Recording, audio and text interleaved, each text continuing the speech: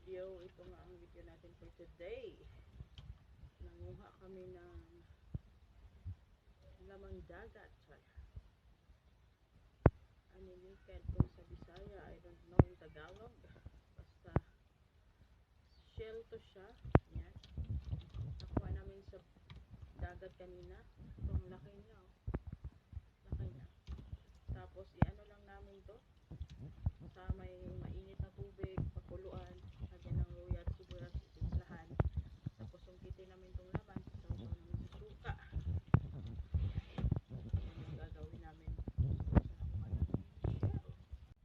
Ayan mga kairing, pakuluin muna natin yung ating tubig para maano yung lasa ng ating sibuyas, kamatis, sili at kung ano pa yung nilagay natin dyan na pampalasa para lumasa pa siya mga kairing. No? Pag kumulo na siguro mga 1 to 3 minutes, lagyan na natin yung ating shell para naman mas ano yung sabaw. Hindi talaga natin yung sabaw. Ayan mga kairing, kulong-kulo na yung ating tubig. Ayan, tsaka tinikman ko, masarap na rin yung lasa. So, it's time para ilagay na natin yung ating shell or aninikad. Aray ko. Lagay na natin siya dahan-dahan.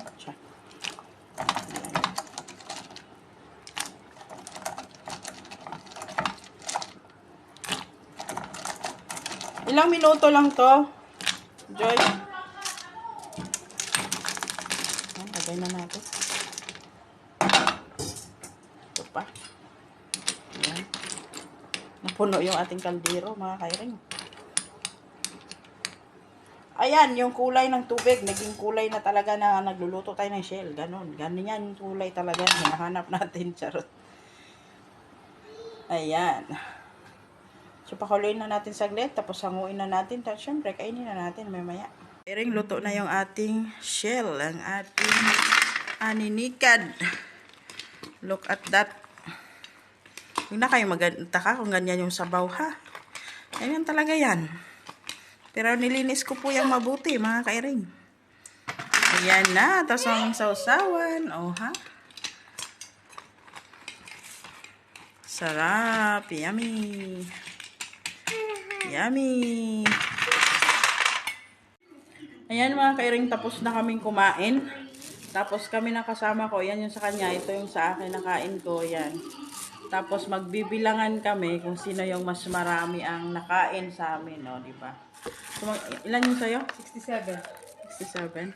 So, magbilangan tayo. 2, 4, 6, 8, 10, 12, 14, 16, 18, 20, 22, 24, 26, 28, 30, 32, 34, 36, 38, 40, 42, 44, 46, 48, 50, 52, 54, 56, 58, 57, 58, 59. 59 plus, ilan sa'yo? 67. 67. Ilan lang lahat? 60. Hmm? Magkano? 64. 64 sa'yo? 59. Ay, 59. Tsaka ano? 67. Magkano lahat? 100. Guys, ang bobo namin sa math. Ilan yun? 59 sa akin? 59 tsaka 67. 67. 126. 126? Oh, 126 ba? Mga kaining, tama ba? Inubo ako. So, ito na yung lahat ng kinain namin. Yan. Bus na. Wala na. Wala na. Yan yung sausawan namin. Ayan yung mapait na hindi nyo dapat kainin. So, ito na lahat. Ayan. Yan ang lahat yung nakain namin. So, 126 lahat. Tama ba? Hindi ba ako nagkakamali? Hindi ko alam kung tama ba yung bilang ko. Basta, ayan na yun.